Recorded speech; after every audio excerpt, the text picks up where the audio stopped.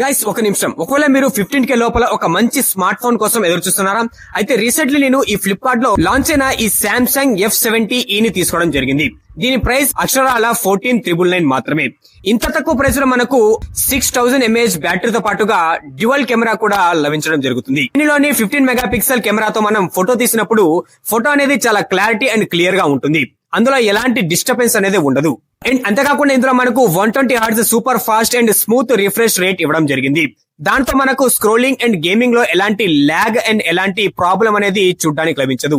ఒకసారి దీన్ని మనం వెనక తిప్పి చూసినట్లయితే ఇందులో మనకు ప్రీమియం లెదర్ ఫినిష్ ప్యానెల్ అనేది చూడడానికి కనిపిస్తుంది. అలాగే ఇందులో మనకు IP54 dust and water resistance కూడా లభిస్తుంది.